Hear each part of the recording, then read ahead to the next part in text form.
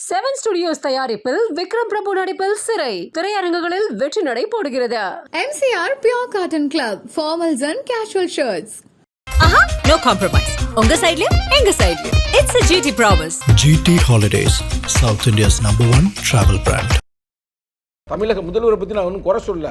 ஆனால் அவங்க கட்சிக்குள்ளே நிறைய பேர் சங்கி மதித்துறாங்க, ஆர்எஸ்எஸோட லிங்கில் இருக்கிறாங்க. அதனால தான் எங்கள் தலைவர் சொல்கிறாரு, எங்களுக்கு கூட்டம்லாம் ஒரு பிரச்சனையும் இல்லை, நாங்கள் எங்கள் கொள்கைக்காக நாங்கள் களமாடுவோம். இது உங்களுக்கு இடைஞ்சலாக இருக்குப்பா, பிரச்சனையாக இருக்குன்னா எங்களுக்கு கூட்டணி கூட விரட்டி விட்ருங்க. இவ்வளவு ஆண்டு காலம் கூட்டணிக்குள்ளேயே இருந்துக்கிட்டு விளக்குனாலும் பரவாயில்ல, அதுக்கெல்லாம் நாங்கள் ஒருபோதும் கவலைப்பட மாட்டோம் அப்படின்னு திரும்ப திரும்ப சொல்கிறது தான் புரட்சி. அப்போ நாங்கள் எப்படின்னா சாதாரண தேர்தல் அரசியலை நோக்கி நாங்கள் வரல. இந்த மக்கள் நிம்மதியாக வாழணும். இப்போ நல்லா பாருங்கள், தமிழ்நாட்டில் வந்தவன் போனவெல்லாம் அடுத்த முதல்வர் நாண்டான்னு பரப்பிட்டு வர்றாங்க. சினிமா போதையிலேயே திரிவாங்க, மக்கள்கிட்ட போய் தேட மாட்டாங்க தலைவரை. சினிமா திரைக்குள்ளதே முதல்வரை தேடுவாங்க. அப்படி ஒரு பைத்தியக்கார பயில தான் தமிழர்கள். நம்ம விஜயை பிடிக்கிறாங்க இந்த பக்கத்து, இங்கிட்ட யாரா சீமானை பிடிக்கிறாங்க. மதுரை மண்ணில் உட்கார்ந்து அவர் பேசுறாரு, விஜயும் சீமானும் ஆர்எஸ்எஸ் பிள்ளைகள். எந்த அடிப்படையில், ஏன்னா அவர் தெளிவுபடுத்துறாரு இல்லையா, ஈரோட்லயும் சொல்றாரு. நிர்மல் குமார் யார் நினைக்கிறீங்க? நிர்மல் குமார் ஆர்எஸ்எஸ் முன்னாள் உறுப்பினர், இன்னைக்கு பக்கத்தில் உட்கார்ந்து இருக்கிறாரு. எங்க ஆதவ அர்ஜுன் யார் நினைக்கிறீங்க? ஆதவ அர்ஜுனுடைய மாமியாரு பிஜேபியில பொறுப்பாளர். உங்க கட்சியில் இருந்தப்போ அவர் அவங்க மாமியார் அவங்க எல்லாம் அந்த கட்சியில் இருந்தது தெரியல. முக்கியமான கதை இது, கதை இல்ல வரலாறு. புஷியானந்த் உள்ள வர்றாருல, புஷியானந்த் அனுப்புனதே ஆர்எஸ்எஸ் கும்பல் தான். அப்பாவை விரட்டி விட்டாங்க, மனைவியை விரட்டி விட்டாங்க, எல்லாரையும் விரட்டி விட்டு இவரை தனிமைப்படுத்தி இவரை ஆர்எஸ்எஸ் உடைய ஒரு முக்கியமான ஒரு நபராகவே மாற்றி விட்டார்கள். சரி, ரைடு விட்டது யார்? செங்கோட்டையனை அனுப்பி வைத்ததே அமித்ஷா. நான் சொல்ற ஒவ்வொரு முதையும் வள்ளியதாய் புதிய புதிய கதைன்ற மாதிரி. இல்ல பிரதர், எங்களை மாதிரி கூட்டம் கூட்ட முடியுமா? இன்னைக்கு தமிழ்நாட்டிலே ஒரு பெருமைக்கா இல்லைங்க திமுகங்க. இல்ல அது திமுக ஈரோட்ல கூட்டம் பாத்தீங்களா? ஈரோட்ல கூட்டம் பாத்தீங்களா? என்ன ஈரோட்ல அவன் ஓட்டு போடுவான்னு நினைக்காதீங்க. அவன் பூரா விஜய் பார்க்கவே வராது. பொம்பளை பிள்ளைல என்ன சொல்லுது, நான் விஜயை பார்த்துட்டே முடிஞ்சு போச்சுங்க. பெண்கள் பேசுறாங்க. இல்ல அந்த பெண்களே என்ன பண்ணுங்கன்னா, அந்த பெண்கள் என்ன பண்ணுங்கன்னா போக்கிரில ஒரு பாட்டை போட்டுக்கிட்டு அப்படியே போட்டு இங்கே இருந்துருவாங்க. அது நடக்க போகுது. இல்ல விஜய் பெண்கள் பாட்டு கேட்டு இருந்துருவாங்க. ஒருவேளை விஜய் அவர்கள் அரசியலுக்கே வரலன்னா அந்த பெண்கள்லாம் விசிக எந்த கூட்டணியில் இருக்கோ அந்த கூட்டணியில வாக்கு போட்டிருப்பாங்க இல்லையா? திமுக கூட்டணி, அதிமுக, பாஜக, விஜய் அவர்கள், சீமான் அவர்கள், இப்படிதான் களம் இருக்க போகுதுன்னா அது யாருக்கு சாதகமானதா மாறும்? சாதகம் விடுதலை சிறுத்தைகள் எந்த அணியில் இருக்கோ அவர்களுக்கு சாதகமாக அமையும். எதிர்வரும் நாட்கள்ல மாறக்கான வாய்ப்பு. ஏன் நாங்க 5வது அணியா கூட நாங்க நிக்க கூடாதா? சீமா நிக்கிறாப்ல, நின்று தோத்துக்கிட்டே இருக்கிறாப்ல. இந்த போட்டு விஜய் இன்னைக்கு வந்தவர் நான் தாண்டா அடுத்த முதல்வர் பிறப்பிட்டு வந்துகிட்டு இருக்கிறாப்ல. எடப்பாடி பிஜேபி சேர்த்துக்கிட்டு நிக்கிறாப்ல. இங்கிட்டு திமுக நிக்குது, ஏன் நாங்க நிக்க கூடாது? தடுக்கலையா? நம்மோட விசிகாவில் இருந்து திரு சங்கத்தமிழன் அவர்கள் இணைஞ்சிருக்காரு. அவர்கிட்ட தான் பேசுறதா இருக்கும். பேசும். வணக்கம். வணக்கம். தலைவர் அண்மையில் பேசியிருந்தது, திமுக எங்களை கூட்டணியிலிருந்து விலக்குனாலும் அதை பற்றியெல்லாம் எங்களுக்கு கவலை கிடையாது, அதுக்காக நாங்கள் அரசியல் இல்லை அப்படின்னு ஆங்காங்கே இந்த மாதிரி திரும்ப திரும்ப திருமாவளவன் அவர்கள் தொடர்ச்சியாக பேசிக்கிட்டே இருக்கார். அப்படின்றது எதற்கான அடையாளமாக புரிஞ்சுக்கிறது? அது ஒரு புரட்சிக்கான ஒரு அடையாளம். இளைஞர்களை நல்ல முறையில் அரசியல்படுத்த வேண்டும் என்பதற்கான அடையாளம். தமிழகம் ஒரு நல்ல ஒரு நிலைமைக்கு வர வேண்டும் என்பதற்கான அடையாளம். என்ன புரட்சி? இவ்வளவு ஆண்டு காலம் கூட்டணிக்குள்ளேயே இருந்துக்கிட்டே விளக்குனாலும் பரவாயில்ல, அதுக்கெல்லாம் நாங்கள் ஒருபோதும் கவலைப்பட மாட்டோம் அப்படின்னு திரும்ப திரும்ப சொல்கிறது தான் புரட்சியா? பிரதர், அது எப்படின்னா, இப்போ நாங்கள் எப்படின்னா சாதாரண தேர்தல் அரசியலை நோக்கி நாங்கள் வரல. அதை நீங்கள் தெளிவுபடுத்த நான் விரும்புகிறேன். நாங்கள் எப்படின்னா இந்த மக்கள் நிம்மதியாக வாழணும். உயர்ந்தவன் தாழ்ந்தவன்ற அந்த இழிநிலை இன்னமும் நடந்து கொண்டிருக்கிறது. இன்று நம்ம பேசி கொண்டிருக்கிற இந்த திறன் எப்போ போட போகிறீங்கன்னு தெரியல.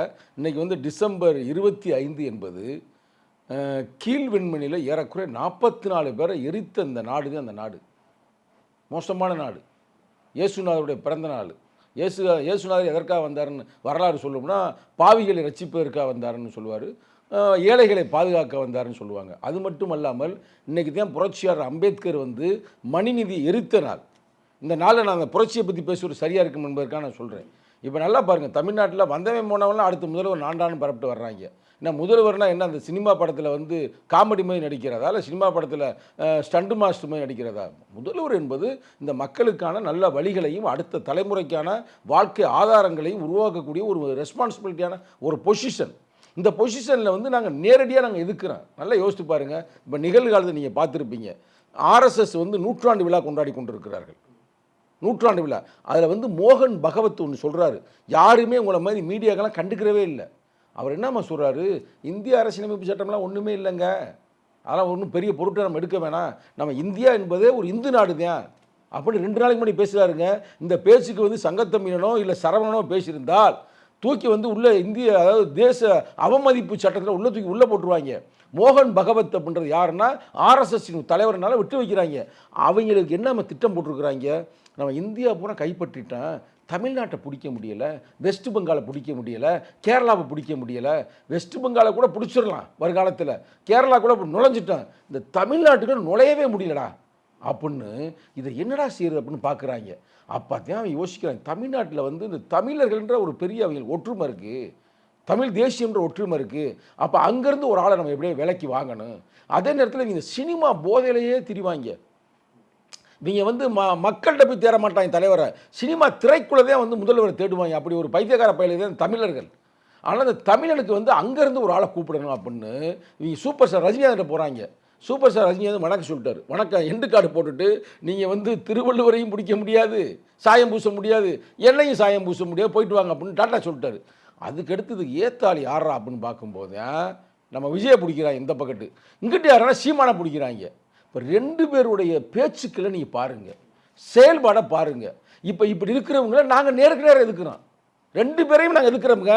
அப்படி எதுக்கும் பொழுது திராவிட முன்னேற்ற கழகத்துக்கு என்னடா அவர் வந்து இறங்கி அடிக்கிறாரே அப்படின்ற ஒரு, ஏன்னா அவர் வந்து நல்லா கேட்டுங்க, அவர் நல்ல மனிதர் தான், தமிழக முதல்வரை பற்றி நான் ஒன்றும் குறை சொல்ல. ஆனால் அவங்க கட்சிக்குள்ளே நிறைய பேர் சங்கி மாதிரி திருறாங்க, RSSோட லிங்கில் இருக்கிறாங்க. அப்போ அவங்க நெருக்கடி கொடுத்து கூட விடுதலை செய்தி வெளியேதுங்க அப்படின்னு கூட சொல்லலாம்ல. அதனால தான் எங்கள் தலைவர் சொல்கிறாரு, எங்களுக்கு கூட்டம்லாம் ஒரு பிரச்சனையும் இல்லை, நாங்கள் வந்து எங்கள் கொள்கைக்காக நாங்கள் களமாடுவோம். இன்னமும் நான் கலெக்டா தொலைக்காட்சியில் அந்த நேயர்களுக்கு தெளிவாக நான் சொல்கிறேன், தமிழக மக்களுக்கு சொல்கிறேன், நாங்கள் வந்து சங்கிகளை குறிப்பாக RSS கும்பலை நேருக்கு நேராக இந்தியாவிலே நாங்கள் தான் எதுக்குறோம்.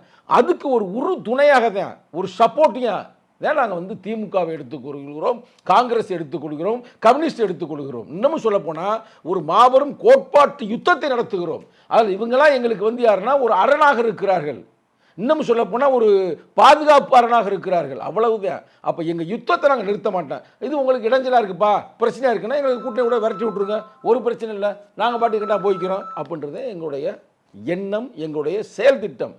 ஏன் நாங்கள் இதை சொல்கிறோம்னா, நாங்கள் சாதாரண சும்மா தேர்தல் நோக்கலை. ஒரு சாதாரண அரசியல் தலைவர் வந்து அடுத்த தேர்தலை பற்றி யோசிப்பார். எங்கள் தலைவர் வந்து தேர்தல் தலைவர் அல்ல, அடுத்த தலைமுறையை பற்றி யோசிக்கிறார். எங்கள் தலைவர் ஒரு போராளி, அதனால தான் டயலாக் சொல்கிறோம். என்ன தப்பு? இப்போ திமுகவை காட்டிலும் விசிக தான் வந்து பாஜக எதிர்ப்புல தீவிரமா இருக்கு அப்படின்றது தான் அதனுடைய பொருளா? இதுல எந்த வகையான மாற்று கருத்துமே இல்லைங்க. திமுக தொடர்ச்சியா பேசிக்கிட்டே தானே இருக்காங்க, எந்த ரூபத்திலையும் எந்த வகையிலையும் நாங்க வந்து லெவலுக்கு அவங்க பேசுறாங்க, அதுல வந்து எந்த மாற்று கருத்தும் இல்லை. ஆனா என்னைக்காவது ஒரு நாள் நான் நேர்மையா கேட்கிறேன், என்றாவது ஒரு நாள் திராவிட முன்னேற்ற கழகத்தை சார்ந்த தலைவர் ஸ்டாலின் அப்படிங்க முதல்வருக்கு எங்களுக்கு எந்த இதுவும் இல்லை, ஒரு நல்ல ஒரு போராளி தான். அதற்கு அடுத்த 2ஆம் கட்ட தலைவர்கள் RSSஐ எதிர்த்து ஏதாவது ஒரு ஸ்டேட்மெண்ட் கொடுத்துருக்காங்களா சொல்லுங்க. சரவணன் வந்து ஒன்றும் புதுசாக இன்னைக்கு வந்து நெறியாளர் இல்லை, அவர் தெரியும். ஒரு ஆள் RSS தாங்க இந்த இந்தியாவையே வந்து துண்டாடி கொண்டிருக்கிறார்கள், பல சிக்கலை உருவாக்கி கொண்டிருக்கிறார்கள். ஏங்க ராகுல் காந்தி கூட பேசுகிறாரு, தைரியமாக பேசுகிறாரு, நான் வந்து RSSஐ ஒழிப்பேன்றாரு. ஆனால் திராவிட முன்னேற்ற கழகத்தை யார் பேசுறாங்க? உதயநிதி ஸ்டாலின் அவர்கள் பேசியிருந்தார் இல்லையா, சனாதனத்தை குறித்து பேசி அது எவ்வளவு பெரிய சர்ச்சையாச்சு அப்படின்றதெல்லாம் பார்த்துக்கிட்டு. அதெல்லாம் நாங்கள் எங்களுடைய பயிற்சி பட்டறையில் படித்ததுடைய விளைவுங்க. அது வந்து சனாதனத்தை வேறெடுப்போம், புரட்சிகர ஜனநாயகத்தை வென்றெடுப்போம்னு நாங்கள் 10 வருஷத்துக்கு முன்னாடியே சொல்லிட்டோம். இல்ல அதுதான் அவங்க நீங்க பேசலன்னா பேசிட்டு தானே இருக்காங்க. சனாதனம்ன்ற அந்த கோட்பாட்டை பேசினார்கள், நான் அதில் நம்ம மறுத்து சொல்ல. அவங்க கொள்கையே அதுதான், திராவிட முன்னேற்ற கழகத்தின் கொள்கையே வந்து ஜனநாயகம் தான், சமூக நீதி தான். நான் சொல்கிறது நேரடியாக மோகன் பகவத் இப்போ இது மாதிரி ஒன்று சொல்லியிருக்கிறாரு. இந்த மோகன் பகவத்தை எதிர்த்து அவங்க கட்சியிலிருந்து யாராவது பேச முடியுமா? ஏன் விஜய் பேச முடியுமா? ஏன் சீமான் பேச முடியுமா? சொல்லுங்க பிரதர். பேச மாட்டாங்க பிரதர், பேசுன்னு அடுத்த ரைடு விட்டுருவாங்க. எங்களுக்கு அந்த பயம் இல்லை. நாங்கள் ஒன்றும் எங்கனை வந்து நாங்கள் ஆட்சி அதிகாரத்தில் இருந்தாலும் இல்லை, நாங்கள் மக்களோடு மக்களாக வாழ்ந்து கொண்டு இருக்கிறோம். அதனால தான் தைரியமாக எங்கள் தலைவர் வந்து மதுரை மண்ணில் உட்கார்ந்து அவர் பேசுகிறாரு. என்ன சொல்கிறாரு? விஜயும் சீமானும் RSSின் அதான் கருத்தே, அதான் RSSின் பிள்ளைகள், எவ்வளவு தைரியமா எந்த சொல்றான். அடிப்படையில இப்ப சீமான் அவர்கள் பத்தி சொல்லுங்க, அதுக்கு முன்னாடி விஜய் அவர்களையும் வந்து இந்த மாதிரி அவங்களுடைய பிள்ளைகள் அப்படின்னு சொல்றது எந்த அடிப்படையில? ஏன்னா அவர் தெளிவுபடுத்துறாரு இல்லையா, ஈரோட்லயும் சொல்றாரு நம்ம கொள்கை எதிரி யாரு, நம்மளுடைய அரசியல் எதிரி யாருன்னு கேட்குறாங்க, உங்களுக்கு புரிஞ்சிருச்சுல்ல அப்படின்றாரு. சூப்பர், நல்லா கரெக்டாக சொன்னீங்க, அவரை மாதிரியே சொன்னீங்க, புரிஞ்சிருச்சா அப்படின்ற அவர் அப்படி இல்லை, அவர் ஸ்டைல்லே பேசுறீங்க, பாராட்டுகள். நல்லா கேட்டுங்க. கொள்கை எதிரி யாரை சொன்னார்? பிஜேபி சொன்னார்ல. இப்போ வந்து திருப்பரங்குன்றத்தில் நான் கொள்கை தான் பேசுகிறேன், திருப்பரங்குன்றத்தில் இதை வந்து நான் அயோத்தியாக மாற்றுவோம் அப்படின்னு பிஜேபியிலேருந்து ஒரு லூசு பேசுது. அப்போ இவர் வந்து அவனுக்கு பதிலடிச்சு பேசணுமா இல்லையா? அவன் கட்சியிலிருந்து யாரும் சொல்லணுமா சொல்ல வேணாமா? நாங்கள் இதெல்லாம் பேச மாட்டோம், இது ஒரு சென்சிட்டிவான இல்லை. கட்சி சார்ந்த நபர்கள் பேசுகிறாங்க இல்லையா, அவங்க என்ன சொல்கிறாங்கன்னா, இதுக்கு நாங்கள் வந்து ஒரு அடையாளம் தர விரும்பலை, இதுக்கு ஒரு முக்கியத்துவம் தந்தால் அது ரெண்டு பேருமே இதில் அரசியல் செய்கிறாங்க, பாஜகவும் அரசியல் செய்து திமுகவும் அரசியல் செய்து, இதை நாங்கள் அடையாளப்படுத்தினா அது இன்னும் பிரச்சனைக்குரியதாக மாறும். இதுதான் சங்கியோடைய ஸ்டைலு, இதுதான் ஆர்எஸ்எஸ் உடைய ஸ்டைலு. பாதிக்கப்பட்டிருக்கான் ஒருத்தன், அடித்து மண்டையை உடைச்சிருக்கிறாங்க, உடைச்சவனு அடி வாங்கினவனு ரெண்டு சமம், நான் அமைதியாக இருப்பேன்னு சொல்கிறது எவ்வளோ பெரிய அயோக்கியத்தனம். இதுக்கு பேர் தான் ஆர்எஸ்எஸ் கும்பலுடைய செயல்பாடுன்றது. நீங்கள் உண்மையாக நேர்மையாக இருந்திருந்தால் இது தப்புங்க, நீதிபதி தீர்ப்பு தப்பு, அங்கே வந்து அப்படி செய்யக்கூடாது. அயோத்தி பிரச்சனை ஞாபகம் இருக்கா? அதெல்லாம் அந்த கட்சிக்காரன் தெரியாது, நான் உங்களுக்கு சொல்கிறேன். அயோத்தியில் இதே மாதிரி உள்ளே வந்து நாங்கள் சும்மா நாங்கள் பாபர் மசூதி உள்ளே போய் பார்க்கணும், இங்கே எங்கனையே வந்து ராமர் பிறந்திருந்தாருன்னு ஒரு செய்தி வருது, அப்படி தான் பிறட்டாங்க 80களில். உள்ளே போய் பார்த்தாங்க, ஆரம்பிச்சிட்டாங்க. டேய், இந்தியாவை நம்ம பிடிக்கணும்னா நம்ம ராமரை கையில் எடுக்கணும்னா அப்படின்னு அயோத்தியில் அந்த பிரச்சனை பூரா கொண்டு வந்து 2002 எவ்வளோ பெரிய கலவரம், எத்தனை பேர் செத்தாங்க, எவ்வளவு கொலைகள் எல்லாம் நடக்குது. தமிழ்நாட்டில் நாங்கள் விடுவோமா, பார்த்துக்கிட்டு போமா? நீங்கள் என்ன பண்ணு, உண்மையிலே கொள்கை எதிரி நீ சொல்லியிருப்பது உண்மை என்றால் நீங்கள் டைலாக் சொல்லியிருக்க, நாங்கள் தமிழ்நாட்டு மக்களின் பின்னால் நிற்போம், அங்கே வந்து யாரும் இப்படி கலவரம் பண்ணாதீங்க, அதெல்லாம் வந்து அது வந்து சர்வே கல்லு தான், அது ஒரு தியோரலைட் ஸ்டேஷன், அங்கே போய் விளக்கு ஏற்ற வேண்டியது தேவையில்லை என்று சொல்லியிருந்தால் நீங்கள் உண்மையிலேயே பிஜேபி ஆர்எஸ் கும்பலை எதிர்ப்பதற்கு சமம். ஏங்க அது எப்படிங்க எதிர்க்க முடியும்? அவரை சுற்றி இருக்கிறவங்க பூரா யாருங்க? நிர்மல் குமார் யார் நினைக்கிறீங்க? நிர்மல் குமார் ஆர்எஸ்எஸ்ஸின் முன்னாள் உறுப்பினர், முன்னாள் பிஜேபி உறுப்பினர், முன்னாள் அண்ணா திராவிட முன்னேற்ற கழக உறுப்பினர், இன்னைக்கு வந்து பக்கத்தில் உட்கார்ந்துருக்கிறாரு. அருண்ராஜ் யார் நினைக்கிறீங்க? முன்னாள் ஐஆர்எஸ் நீங்க நினைக்கிறீங்க, அவர் ஒரு சங்கி, நான் அடிச்சு சொல்றேன்ல. அப்புறம் எங்க ஆதவ அர்ஜுன் யார் நினைக்கிறீங்க? ஆதவ அர்ஜுனுடைய மாமியார் எந்த கட்சியில் இருக்காருன்னு கேட்டு சொல்லுங்க. அவங்க பிஜேபியில் பொறுப்பாளர், தெரியுமா தெரியாது உங்களுக்கு? அப்புறம் அதனால பிரதர் இல்ல இந்த இன்னைக்கு நீங்க பேசுறீங்க, உங்க கட்சியில் இருந்தப்போ அவர் அவங்க மாமியார் அவங்க எல்லாம் அந்த கட்சியில் இருந்தது தெரிஞ்சதுனால வெளியேற்றி விட்டோம். நாங்க ஏன் வெளியேற்றினா சேரும்போது தெரியலன்றீங்க. அப்படி எல்லாருக்கும் எல்லாம் தெரியும் சொல்ல முடியாது. நான் இப்ப சொல்றேன்ல, விஜய் வந்து உண்மையிலேயே அவர் வந்து ஒரு 200 கோடி 250 கோடி வாங்கிட்டாரு. அதெல்லாம் விட்டு நான் வந்து இதுக்கு வர்றேன், எங்க வர்றேன், மக்கள் சேவைக்கு வரேன், அரசியலுக்கு வரேன்னா அப்போ உன்னை சுற்றி இருக்கிற ஆளு சரியா இருக்கணும்ல. அவன் பூரா ஆர்எஸ்எஸ்ல இருந்து உறுப்பினராக இருக்கும் பொழுது நீங்க எப்படி நேர்மையாக செயல்பட முடியும்? அன்னைக்கு வந்து ஜோசப் விஜய்ன்னு சொல்லும் பொழுது அவருக்காக நாங்கள் குரல் கொடுத்தது விடுதலை சிறுத்தைகள். விடுதலை சிறுத்தைகள் முதல் குரல் கொடுத்தோம். அவரை வந்து மத ரீதியாக நீ அவரை சீண்டாதீங்க அப்படின்னு, சிறுபான்மைன்னு சீண்டாதீங்கன்னு சொன்னோம். ஆனால் நீ சுற்றி வச்சிருக்க ஆளு பூரா யாரு? அந்த பொருளாளர், அங்கே இருக்கிற பொருளாளர் யாரு? எல்லாம் சங்கி பயலுங்க. சங்கி பயில வச்சுக்கிட்டு நீ சனாதானத்தை எப்படி வேற இருப்ப, இல்லை ஜனாதானத்தை எப்படி எதிர்த்து பேசுவ? அதுக்காகத்தான் ஒரு வாய் திறந்து பேசுறது இல்லை. ஒருபோதும் அதிமுகன்னு அவங்க குறிப்பிடல, பாஜகவோட எங்களுக்கு கூட்டணி கிடையாது அப்படின்றது திரும்ப திரும்ப சொல்லிக்கிட்டே தானே இருக்காங்க. நேரடியான கூட்டணி கிடையாது, மறைமுகமான அண்டர் கிரவுண்ட்ல அப்படின்னு அவங்க சொன்னாங்க. மறைமுகமா நாங்க கூட்டணி வச்சுக்க போறோம். நான் சொல்றேன் சங்கத்தை சொன்ன அவர் பிஜேபியோட கூட்டணி இல்லைங்க, அது எனக்கு தெரியுமுங்க. அவர் டீலிங் வந்து டைரக்டா நாக்பூர் தான். பிஜேபி வந்து யாரு? அது ஆர்எஸ்எஸ் உடைய ஒரு சின்ன அரசியல் பிரிவுங்க. அது மாதிரி இவர் வந்து இப்போ வந்து இளைஞர் பிரிவை வச்சு கொண்டு போய் சேர்க்கிறாரு. சினிமாக்காரங்களை பூரா எவெல்லாம் ஆசையில் இருக்கான் பார்த்தீங்களா, அந்த ரஷ்யர் கூட்டம், அதை பூரா நாக்பூரில் போய் அடமானம் வச்சுட்டாரு. அதுக்காகத்தான் நாங்கள் அவரை எதுக்குறோம். அதே நேரத்தில் ஏன் அண்ணன் சீமானை எதுக்குறான்? சீமா வந்து அந்த சொன்ன வார்த்தையை அப்படியே கவனிங்க, நல்லா கவனிங்க. பிராமணியம் என்ற கடப்பாறையை வைத்து திராவிடம் என்ற கோட்டையை தகர்ப்பெண்ணர் பார்த்தீங்களா, அதுதான் தப்பு. நீ என்ன சொல்லியிருக்கணும்? தமிழ் தேசியம் என்ற கடப்பாறை வச்சு திமுக உடைப்பேன உடைச்சுக்க, திமுக வாச்சு நீயாச்சு. ஆனால் திராவிடம் என்ற சொல்லாடலை இந்த மண்ணுக்கு முதலில் கொடுத்தவர் எங்கள் தாத்தா ரெட்டமலை சீனிவாசன், அயோத்தாச பண்டிதர், ரெலவன் ஜான் ரத்தினம். நாங்கள் தட்டி கேட்போம்ங்க. தட்டி கேட்பேன். மேதகு அவர் தான் தமிழ் தேசியத்துக்கே மைய புள்ளி. நான் நடத்தின நிகழ்வில் ஒரு சீமான் கலந்து கொண்டார். இளஞ்சிறுத்தை எழுச்சி பாசுடைய நிகழ்வில் அன்னைக்கு எல்லாரும் அதிசயமாக பார்த்தாங்க எப்படி அவர் கலந்து கொண்டாருன்னு. அதில் அவர் என்னமா சொன்னார், தமிழ் தேசியம் என்ற கோட்பாட்டை நான் மேதகு பிரபாகரனிடமிருந்து கற்றுக்கொண்டேன், இங்கே வந்து எழுச்சி தமிழரிடமிருந்து கற்றுக்கொண்டேன், எழுச்சி தமிழ் திருமாவளவன் கற்றுக்கொண்டேன்னு சொன்னார். அவர்கள் எங்கேயாவது ஒரு இடத்துல வந்து நாங்கள் வந்து திராவிடத்தை உடப்போம்னு சொல்லியிருக்கோமா? எங்களை கூட விடுங்க. மேதகு எந்தையாவது ஒரு காலத்தில் அவர் வாழ்க்கை வரலாற்றை எடுத்து பாருங்க, அவர் புத்தகத்தை படித்து பாருங்க, திராவிடத்தை எதிர்த்து பேசினாரா? அப்போ திராவிடத்தை அடிப்பேன் ஒடிப்பேன் அப்படின்றது, நீ திமுகவை உட, தீக்காவை போய் உட, பிரச்சனை இல்லை, அது அவங்களாச்சு நீயாச்சு. ஆனால் திராவிடத்தை உடைப்பேன்னு சொன்னேன்னா உன் கையை நாங்கள் உடைப்போம். ஏன்னா திராவிடம் என்ற கோட்பாடே சமூக நீதி கோட்பாடு. வன்முறையோட பேசலாமா? இது அவர் உடைப்பு கருத்தா தானே இருக்கணும். இல்லை அவர் உடைப்பேன்னு சொல்லலாமா? திராவிடம் கோட்பாட்டை உடைப்பே அப்படின்னு சொன்னா உன் கையை உடைக்கல என்ன தப்பு? நான் வேடிக்கை பார்த்துட்டு இருப்போமா? எனக்கு நீ உடைப்பா தம்பி, ஒன்றும் பிரச்சனை. திராவிடம் என்பது நான் சொல்லட்டுமா, ஏன் இவ்வளவு நாங்கள் கோபமாக பேசுகிறோம்னா, புரட்சியாளர் அம்பேத்கருடைய 9வது தொகுப்பு நீ படித்து முடிச்ச பிறகு இன்று முடிஞ்சது நான் கையிலே உங்களுக்கு தர்றேன். அதில் அவர் சொல்கிறாருங்க, இந்தியாவை ஆண்டவர்கள் நாகர்கள், அந்த நாகர்களுக்கு இன்னொரு பெயர் தமிழர்கள், தமிழர்களுக்கு இன்னொரு பெயர் திராவிடர்கள் சொல்லியிருக்கிறார். அம்பேத்கரோட நீங்கள் அறிவாளிகளா? அவர் ஒரு டாக்டரேட் வாங்கினவருங்க ஹிஸ்ட்ரியில். அவர் சொல்கிறார் அவர் ஒரு தமிழர் இல்லை, அவர் ஏன் தமிழனுக்காக இவ்வளோ பேசணும்? நீங்கள் அங்கனே யோசிக்கணும். அவர் சொல்கிறார் இந்தியாவை யாரும் சொந்தம் கொண்டாட முடியாது, பல இனக்குழுக்களின் கலவை தான் இந்தியா. அப்படி யாராவது ஆசைப்பட்டு இந்தியா எங்களுக்கு தான் சொந்தம் அப்படின்னா அந்த ஒரே ரெஸ்பான்சிபிலிட்டி யாருக்கு இருக்குன்னா தமிழர்களுக்கு தான் இருக்குது. தமிழன் தான் இந்தியாவை ஆண்டார்னு சொல்கிறாருங்க அவர். அவருடைய கடைசி புத்தகம் புத்தரும் அவர் தம்மமும், புத்தா அண்ட் இஸ் தம்மால நீங்கள் போய் பாருங்கள், தமிழருடைய பெருமையை பற்றி அவர் பேசியிருக்கிறாரு. அவர் என்ன சொல்கிறாருன்னா, அவர் இதில் வாழ்ந்தாங்கன்றார், நார்த் இந்தியாவில் காசியில் தமிழர்கள் வாழ்ந்தார்கள்னு அவர் வரலாறு சொல்கிறாரு. அப்போ அப்படிப்பட்ட தமிழர்கள் தான் திராவிடர்கள். அதைத்தான் அயோத்தியாச பண்டிதன் சொல்கிறாரு, ரெட்டமலை சீனிவாசன் சொல்கிறாரு. அவங்கள போய் உடைப்பேனா நாங்கள் பார்த்துக்கிட்டு இருக்க முடியுமா? நல்லா யோசித்து பாருங்கள். இதெல்லாம் வச்சு தான் நாங்கள் வந்து அவங்கள ஆர்எஸ்எஸ்ஸினுடைய பிள்ளைகள்னு சொல்கிறோம். நான் சொன்னதில் தப்புனா சொல்லுங்கள். நான் இப்போ இந்த பேசின சித்தாந்தத்தில் இல்லைங்க நீ சொன்ன தவறு. சினிமா நடிகரை வந்து ரொம்ப விரும்புகிறவன் தமிழன், அதனால் அங்கேருந்து ஒரு ஆளை எடுக்கிறாங்க. எல்லாம் தெரிஞ்சுங்க. விஜய் வரணும் என்ன தேவை இருக்குது? விஜயை வந்து மிரட்டி கூட்டியாந்துருக்காங்க, உங்களுக்கு தெரியுமா? இல்லை நீங்கள் விஜய் அவர்களுடைய கடந்த கால பேச்சுக்கள் அப்படின்றதெல்லாம் அவங்க இன்றைக்கி எடுத்து காமிச்சிக்கிட்டு தான் இருக்காங்க. எப்போவுமே வந்து அவர் நான் அரசியலுக்கு வரமாட்டேன்னெல்லாம் நேரடியாக சொல்லவே இல்லை. அதுக்கு காலம் வரும்போது வரேன்னு சொல்லிட்டு இருந்தவர் இன்றைக்கி இல்லை, கிட்டத்தட்ட ஒரு 15-20 வருஷத்துக்கு முன்னாடி இருந்தே அவர் அதை பேசியிருக்காரு. அப்படிங்கும்போது நீங்கள் இன்றைக்கி அவங்கள புஷ் பண்ணி கூட்டிகிட்டு வந்தாங்கன்னா இது எப்படி?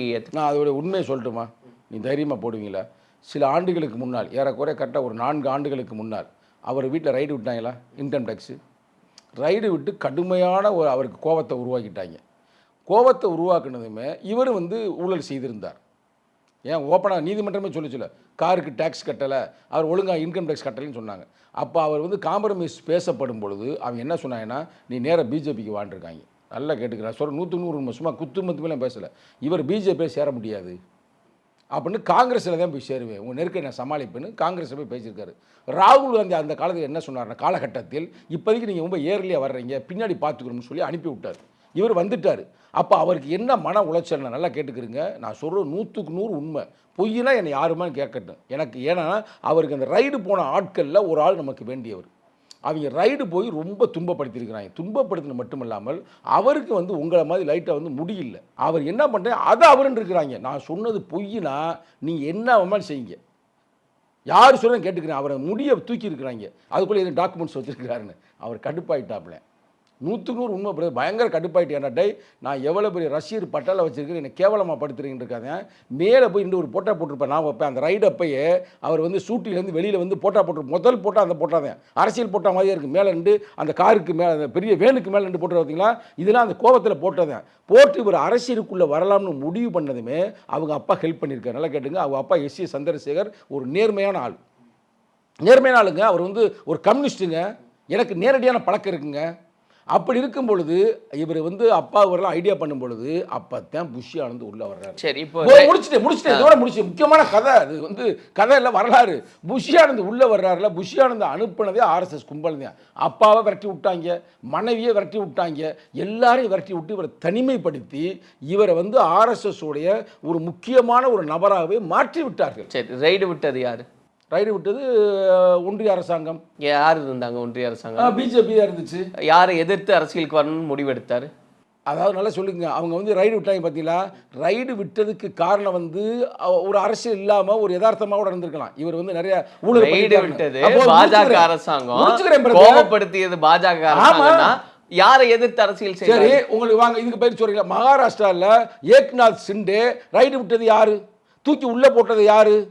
பாஜக. பாஜக. திருப்பி அவர் எங்க வந்து இப்ப துணை முதல்வராக இருக்கிறார்? எங்க? சரி, பாஜக. அப்போ அதுதான் அதே ஸ்கீமு தான். ரைடு விடுற மாதிரி விடுறது, ஆளை பிடிச்சி அலாக்க தூக்கி உள்ளே வச்சு வாடா இதாண்டா பிரச்சனை, அப்போ நீ ஒத்துப்போ காம்ப்ரமைஸ்னு ஆயிட்டாங்க. இப்போ ஆதவ் அர்ஜுன் மூலமாக அவர் நல்ல பாண்டில் இப்போ இருக்கிறாங்க. அதனால் வந்து நீங்கள் ஒன்றும் வருத்தப்பட வேண்டாம், நீங்கள் பொறுமையாக இருங்க. பூனைக்குட்டி அதிவிரைவில் வெளியே வரும். நீங்கள் தலைவர் சொன்னார் பார்த்தீங்களா, பூனைக்குட்டி வெளியே தரும். நாங்களாம் சீமானை நம்பினோம்ங்க, தமிழ் தேசியத்துக்காக உண்மையிலே போராடுறாரு, பெரிய போராளியாக இருக்கார், பரவாயில்ல அப்படின்னு நினச்சோம்னா கடைசியில் அவர் வந்து RSS உடைய மேடையில் பேசுகிறாரு. அதை போலவே அதிவிரைவில் RSS மேடையில் விஜய் பேசுவார். பொறுத்திருந்து பாருங்க. RSS மேடையில் விஜய் பேசுவார். நீ பொறுத்திருந்து பாருங்க. சொல்லுவது நடக்குதா நடக்கலன்னு மட்டும் பாருங்க. இப்போ சீமான் பேசிட்டாருங்க. சீமான் அவ்வளவுக்கு எதிர்த்து விளையாடினாரு. அவரே போய் அவர் மேடையில் உட்காந்து பேசி இருக்கிறாரு. ரைட்டா? இல்ல, எல்லாரையுமே கூப்பிடுறது வழக்கம் தானே சொல்றாங்க அவங்க. சரி, நீ போங்க சார், நல்லா பேசுங்க சார், பாரதியாரை பற்றி புகழ்ந்து பேசுங்க சார், ஒன்றும் தப்பு இல்லை. ஆனால் பிராமணியம்ன்ற ஏன் அந்த கோட்பாட்டை தூக்கி பிடிக்கிறீங்க? பிராமணர்களை பிடிங்க, தப்பு இல்லை. இந்த கீழ் வெண்மணி இன்னைக்கு இந்த இதில் கூட அதை 44 உயிர் செத்த பிறகு திருப்பி அடித்தாங்க பார்த்தீங்களா? ப்ராக்டிக்கலாக யார் தெரியுமில்ல? ஒரு ஐயர், சீனிவாச ராவுன்னு ஐயர். ஆனால் தனிப்பட்ட ஐயர் எங்களுக்கு நம்ம தாத்தா, தமிழ் தாத்தா, அவரும் ஒரு ஐயர் தானே, அதெல்லாம் எங்களுக்கு பிரச்சனை இல்லை. ஆனால் பிராமணியம் கோட்பாடு தான் சிக்கல். அதுக்கு முக்கியமான காரணம் RSSல நல்ல பிராமணர்கள் ஒரு பயம் இல்லை. எல்லாமே பிராமணிய கோட்பாடுகளை உள்வாங்கியவர்கள் அங்கே உள்ளே இருக்கிறாங்க. அதில் போய் நீங்கள் பேசக்கூடாது, அதில் பேச தப்பு இல்லை. நீங்கள் கவலைப்படாதீங்க, அதிவிரைவில் அதே மாதிரி ஒரு மேடையில் விஜய் பேசுவார். சரி, அப்போ அது என்னன்னு பொறுத்திருந்து பார்ப்போம். இப்போ தலைவர் திருமாவளவன் அவர்கள் பேசினதே வந்து திமுக எங்களை வந்து அது வருத்தப்பட்டாலும் பரவாயில்ல, அதை பற்றி கவலைப்பட மாட்டோன்னு பேசினதுக்கு காரணமே பாமக இன்னைக்கு 2ஆ இருக்கு, அதில் ஏதாவது ஒரு பிரிவு வந்து இன்னைக்கு திமுகவோட சேர்ந்தா அதை நாங்கள் ஏற்க மாட்டோம், அதனுடைய வெளிப்பாடு தானா? அது இல்லை, அதெல்லாம் அந்த வெளிப்பாடுலாம் சாதாரண சல்லித்தனமான கருத்துக்கெல்லாம் அங்கே இல்லை. நாங்கள் தெளிவான அரசியல் பண்ணுறோம், தெளிவாக படித்த இளைஞர்கள். இப்ப பாமக கூட்டணிக்குள்ள வர்றது உங்களுக்கு ஆட்சேபனை இல்லை? நான் முடிச்சுக்கிறேனே. அது எப்படி ஆட்சேபனை இல்லை? ஆட்சேபனை நாங்கள் ஏற்றுக்கொள்ள மாட்டோம். நாங்கள் தெளிவாக சொன்னோம். அப்ப அதுக்கு அதுதானே பதில். தெளிவாக சொன்னோமுங்க, நாங்கள் வந்து பிஜேபியோட சேர மாட்டோம், பாமகவோட சேர மாட்டோம். இன்னைக்கு நேற்று இல்லை, பல ஆண்டா சொன்னோம். பாமகவில் இருக்கின்ற வன்னிய தோழர்களை, உழைக்கும் வர்க்கத்தை மீட்டெடுக்க வேண்டும் சொன்னமா சொல்லலையா? அதேமாதிரி பிஜேபியில் இருக்கிற இந்து மக்களை மீட்டெடுக்க வேண்டும் சொன்னோம். அதில் எந்த மாற்று கருத்தும் இல்லை. நாங்கள் வந்து ஒன்றும் ராமதாஸ் ஐயா இல்லை, அன்புமணி இல்லை, நாங்கள் ஒன்றும் எடப்பாடியார் இல்லை. நாங்கள் நேற்று ஒன்று பேசுகிறோம், இன்றைக்கி ஒன்று பேசுகிறோம், ஒரே பேச்சு தான் அரசியலில். எந்த காலகட்டத்திலும் பிஜேபி என்ற மதவாதியோடையும் அதே மாதிரி பாமக என்ற சாதியவாதியோடு கூட்டணியே கிடையாது. அது ரொம்ப தெளிவாக இருக்கு. நாங்கள் கட்சியில் இருக்கிற ஒவ்வொரு தொண்டனும் தெளிவாக இருக்கிறேன். அதனால் நிச்சயமாக திமுக சேர்க்காது, நீ கவலையே பட வேணாம். திமுக நிச்சயமாக பாமகவை சேர்க்காது. அவரே சொல்லிட்டாருங்க ஒரு நாள், தளபதி ஸ்டாலின். சரி, அப்போ இதெல்லாம் தாண்டி ஒரு கூட்டணி கணக்குகள் அப்படின்னு வரும்போது இப்போ அதிமுகவுக்கு இவர் பியூஷ் கோயல் வந்திருந்தாரு, நிறைய பேச்சுவார்த்தைகள்லாம் நடந்திருந்தது. அவர் சில விஷயங்கள் சொன்னதாகவும் சொல்லப்படுது. இந்த மாதிரி விஜயை வந்து எதிர்த்து பெரிய அளவில் பேச வேண்டாம். அதுக்கு காரணம் என்னன்னா, நீங்கள் சொன்ன மாதிரி அவர் பாஜக அப்படின்னு நீங்கள் அதை தான் சொல்லுவீங்க. ஆனால் அவர் சொன்ன காரணம் என்னென்னா, அவர் திமுகவினுடைய வாக்கு, குறிப்பாக இந்த மைனாரிட்டி பேங்க்கை தான், ஓட் பேங்க்கை தான் வந்து அவர் டார்கெட் பண்ணுறாரு. அதனால் நமக்கு அதனால பெரிய பின்னடைவு இல்லை, அதனால் நீங்கள் யாரும் பேச வேண்டாம்னு சொன்னதாலாம் பேசப்படுது. இப்போ அதையெல்லாம் எப்படி நீங்கள் புரிஞ்சுக்கிறீங்க? கேள்வியும் நீங்களே, பதிலும் நீங்களே. இப்போ தான் நான் சொன்னேன், இந்த 2 பேருமே RSS கும்பல். அதுக்கு காரணம் சொல்கிறாங்கன்னு சொல்லிட்டேன். அப்போ விஜயை வந்து அடிக்காதீங்க, விஜயை தட்டாதீங்க அப்படின்னா என்ன அர்த்தம்? விஜய் நம்ம பையங்க, நம்ம ஆளுங்க, ஒன்றும் பிரச்சனை இல்லை. எங்களுக்கு கிடைச்ச செய்தி இன்னொன்று சொல்லட்டுமா? தேர்தல் நெருங்குறப்ப அப்படியே விஜய் அழக்க தூக்கிடுவோம். நமக்கு தான் எல்லா டாக்குமெண்ட்ஸ் ஃபைலில் இருக்குல்ல. இங்கே பாருங்கள், எடப்பாடி எப்படி மாட்டினார், வளையல் எப்படி சிக்கினார். எடப்பாடி வந்து திமுகவினுடைய எதிர்ப்பு வாக்குகளை எல்லாம் நாங்கள் வந்து சேர்க்கணும், இங்கே கன்சாலிடேட் பண்ணுன்றனால உருவானது இந்த அதிமுக பாஜக. அதே எடப்பாடி கொஞ்ச நாளைக்கு முன்னாடி என்ன சொன்னார்?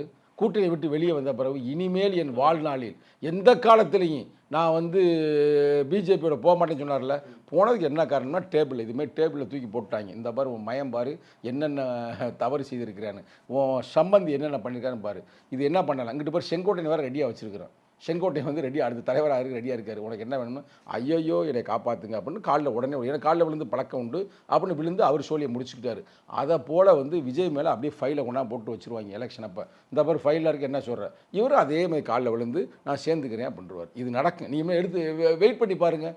இவர் கடைசி நேரத்தில் இவர் வந்து ஏடிஎம்கே கூட்டணி அது காலில் விழுந்து அப்படின்றதெல்லாம் அது சரி அவர் விட மாட்டாங்கன்னு வச்சு, இது ஒன்றும் பிரச்சனை. நான் ஒன்றும் அவர் வந்து எங்கனை விழுந்து நான் பார்க்கல. அவர் ஒரு கட்சி தலைவர் இல்லைங்க, எடப்பாடியை போல அவர் எங்கனை காலை விழுந்து நம்ம பார்க்கல. ஒரு சொல்லாடல சொன்னேன், உங்களுக்கு புரியுதா? இப்படி காலில் விழுகிறார் என்றால் இவர் வந்து எடப்பாடி மாதிரி காலில் விழ போறது இல்லை, அவங்க கருத்துக்கு ஒத்து போவார். அந்த எடப்பாடி பழனிசாமி அவர்கள் சொல்லும் போதுமே நான் சொல்றேன், அவர் ஒரு கட்சியினுடைய தலைவரா இருக்காரு. ஏங்க உலகத்துல நீங்க பார்க்கலையாங்க, அவர் விழுந்து நீங்க பார்க்கலையா? நான் வேணா திருப்பி போட்டு விடட்டுமா? உலகமே பாதிச்சு ஊர்ந்து வந்தாருன்னு இல்ல, அதுக்கு அவரே பதில் சொல்லிட்டாரு. அதை பத்தி நீங்க எதுக்கு பேசிட்டு அது அதுல என்ன அப்படின்ற மாதிரி அவரே கடந்து வந்துட்டாரு. இல்லைங்க, ஒரு தமிழனாக இருங்க, மரத்தமிழன் இருக்கிற உனக்கு புரட்சி தமிழ்னு பட்டவரை நீயே வச்சுக்கிட்டு நீ போய் காலில் போய் விழுவியா? இந்த புரட்சி அவங்க பாட்டுக்கு அவையும் வச்சுக்கிறேன், அது என்ன கேட்க மாட்டேன். நீங்களாம் கேள்வி, ஒரு கலெக்டர் டிவியிலேருந்து ஒரு சரவணன்ற ஒரு பெரிய நெறியாளர், புரட்சி தலைவர் இருந்தார் ஒன்றும் பிரச்சனை, புரட்சி தலைவர் இருந்துச்சு ஒன்றும் பிரச்சனை இல்லை, அவர் புரட்சி தமிழனா. இவர் வந்து யாரான்னு பார்த்தா புரட்சி தளபதியா.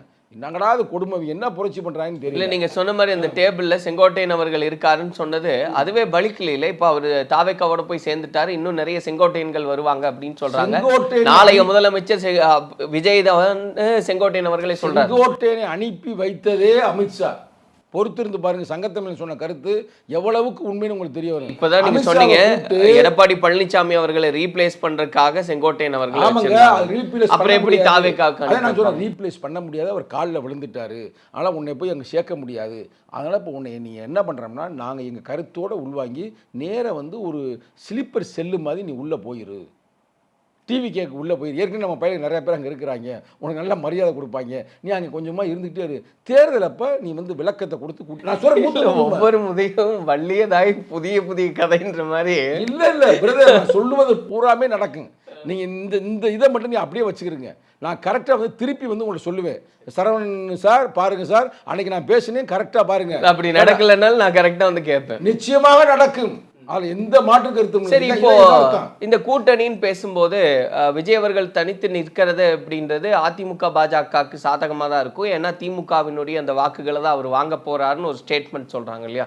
அதை எப்படி பாக்குறீங்க? ஒருவேளை திமுக கூட்டணி அதிமுக பாஜக விஜய் அவர்கள் சீமான் அவர்கள் இப்படிதான் களம் இருக்க போகுதுன்னா அது யாருக்கு சாதகமானதா மாறும்? சாதகம் விடுதலை சிறுத்தைகள் எந்த அணியில் இருக்கோ அவர்களுக்கு சாதகமாக அமையும். இப்போ நாங்கள் நிகழ்காலத்தில் திராவிட முன்னேற்ற கழகத்தோடு இருக்கிறோம். அது எதிர்வரும் நாட்களில் மாறக்கான வாய்ப்பு இல்லை. அது சங்கத்தமிழ் சொல்ல முடியாதுல்ல, அது சொல்வதற்கு ஃபுல்லாக அத்தாரிட்டி எங்கள் தலைவர் தானே இருக்குது.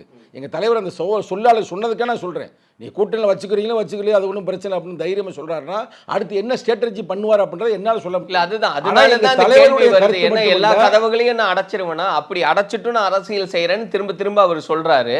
அப்போ சம்திங் ஓகே. ஏன் நாங்கள் 5வது அணியாக கூட நாங்கள் நிற்கக்கூடாதா? ஏங்க சீமா நிற்கிறாப்புல, நின்று தோத்துக்கிட்டே இருக்கிறாப்புல. இந்த போட்டு விஜய் இன்னைக்கு வந்தவர் நான் தாண்டா அடுத்த முதல்வர் பிறப்பிட்டு வந்துக்கிட்டு இருக்கிறாப்புல. எடப்பாடி வந்து பிஜேபி சேர்த்துக்கிட்டு நிற்கிறாப்புல. இங்கிட்டு திமுக நிற்குது, ஏன் நாங்கள் நிற்கக்கூடாது? அதுதான் சொல்லி அரசியலை எதுவுமே நீங்கள் கணிக்க முடியாது. நிகழ்காலத்தில் நாங்கள் திராவிட முன்னேற்ற கழகம் மீண்டும் சொல்ல பாருங்க, தளபதி ஸ்டாலின் மேலே எங்களுக்கு நம்பிக்கை இருக்குது. உண்மையிலே அவர் ஒரு போராளி தான், அப்பாவை வச்ச பேருக்கு ஏற்ற மாதிரி அவர் தலைமை நாங்கள் இருக்கிறோம், சரிங்களா? அதனால் நாங்கள் அங்கே இருக்கும் பொழுது இந்த பக்கத்து எத்தனை பேர் தனித்தனியாக நின்றாங்கன்னா எங்களுக்கு தானே பலம். நல்லா யோசிச்சு பாருங்கள். இங்கே திமுக தலைமையில் விடுதலை சிறுத்தைகள், காங்கிரஸ், கம்யூனிஸ்ட் இந்த பக்கத்து இருக்குது. இந்த பக்கத்து விஜய் தலைமையில் சில பேர் சேரலாம். அந்த பக்கத்து ஏடிஎம்கே தலைமையில் இருக்கிறாங்க. இங்கிட்டு தனியாக சீமான் தனியாக ஆடிக்கிட்டு இருக்காரு. இத்தனை பேர் நிற்கும் பொழுது அவங்க ஓட்டு அவங்களுக்கு கிடைக்க போதுங்க. அப்போ ஆட்டோமேட்டிக்காக நாங்கள் வந்து ஏறக்குறைய 200க்கு மேலே ஜெயிச்சிருவோங்க. அதில் இன்ஃப்ளூயன்ஸ் பண்ணுறாரு. நீங்கள் சொல்கிற மாதிரியே தான் அதிமுக சொல்கிறாங்க, 210 தொகுதிகளில் நாங்கள் ஜெயிப்போம். எடப்பாடி பழனிசாமி அவர்கள் சொல்றாரு. பிரதர் நல்லா கேட்டுக்கிறேன், நான் ஓப்பனாக சொல்றேன். நான் வந்து அரசியலில் ஏறக்குறைய 35 ஆண்டு காலமாக இந்த அரசியல் நான் இருக்கிறேன். எங்கள் தலைவர் ஆரம்பத்தில், எங்கள் தலைவர் 40 ஆண்டு காலம், அவரோட நான் கரெக்டாக அவர் ஆரம்பிக்கிற காலத்திலே 90களிலே நான் அவர்கிட்ட ஜாயின் பண்ண ஆள். ரைட்டா ஃபுல்லா அரசியல் நம்ம ஸ்டடி. எடப்பாடி பழனிசாமி அவர்களும் அவ்வளோ ஆண்டு கால அரசியல் தவழ்ந்து வந்தவர். அது ஒன்றும் நாங்களாம் வந்து போராட்ட அரசியல் இருந்தாலுங்க. நான் ஒன்று சொல்கிறது மட்டும் இந்த 100க்கு நடக்கல பாருங்க. திராவிட முன்னேற்ற கழகம் தலைமையில் நாங்கள் இப்போ இருக்கிறோம்ல, அந்த கூட்டணி அப்படியே இருக்குது. இந்த பக்கத்து வந்து விஜய் நிற்கிறாரு, அந்த பக்கத்து அவர் நிற்கிறாருன்னா ஓட்டு வந்து அப்படியே பிரிஞ்சிரும் பிரதர்.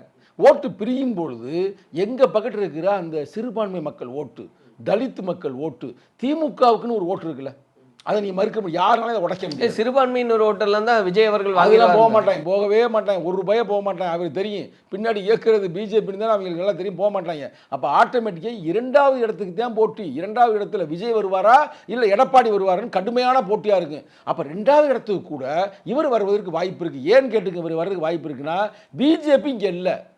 நீ சொன்ன பார்த்தீங்கன்னா கொஞ்சம் இஸ்லாமியர் ஓட்டு அப்போ வர வாய்ப்பு இருக்குது. அப்போ அந்த போய் டோட்டலாக இஸ்லாமியர் ஓட்டு கிடைக்காது, தலித் ஓட்டும் கிடைக்காது, ஜனநாயக சக்தியும் போக மாட்டாங்க. அப்போ 2வது இடத்திற்கு இவர் வெற்றி பெறுவார், எதிர்க்கட்சி தலைவராக வருவதற்கு வாய்ப்பு இருக்கிறது.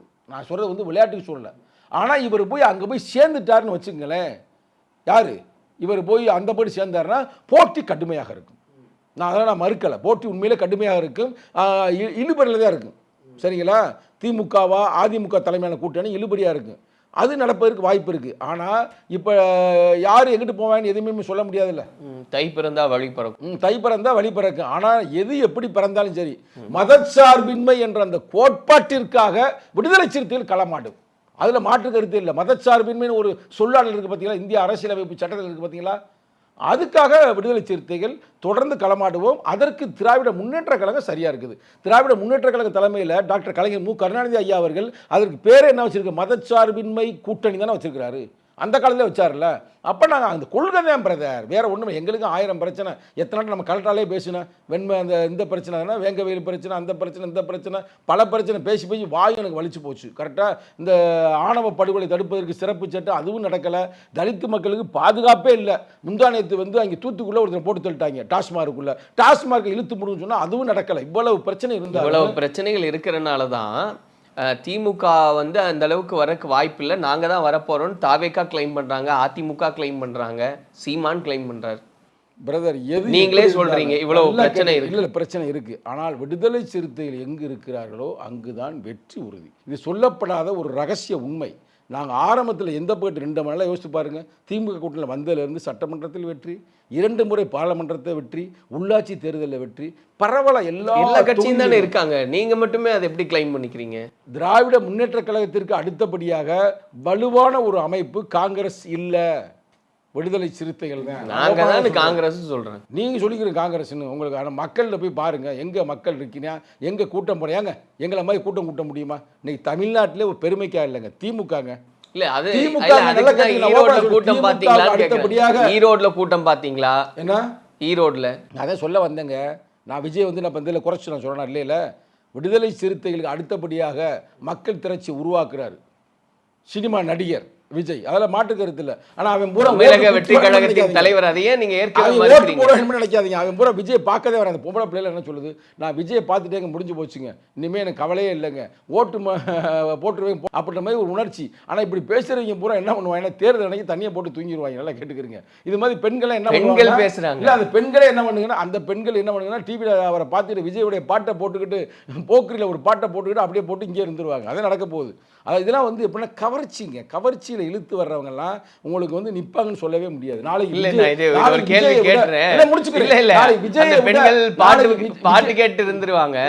ஒருவேளை விஜய் அவர்கள் அரசியலுக்கே வரலன்னா அந்த பெண்கள்லாம் வந்து விசிக எந்த கூட்டணியில் இருக்கோ அந்த கூட்டணியில் வாக்கு போட்டிருப்பாங்க இல்லையா?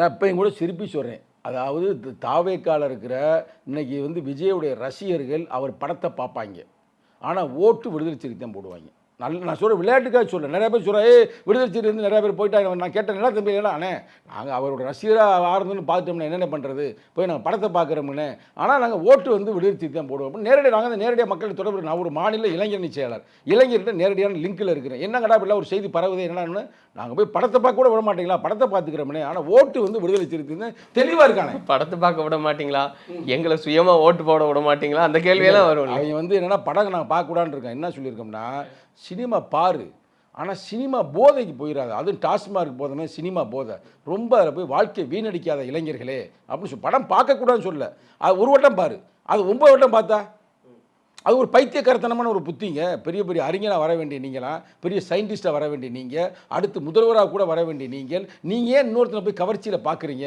அப்படி பார்க்காதீங்க. நீங்களே ஒரு விஜய் மாதிரி ஒரு படத்தை நடிக்க முயற்சி பண்ணுங்க அப்படின்னு நான் சொல்கிறேன். அடுத்த முதல்வராக வரக்கு கூட சக்தி இருக்கக்கூடிய இளைஞர்கள் ஏன் இப்படி நாசமாக போகிறீங்கன்றான்.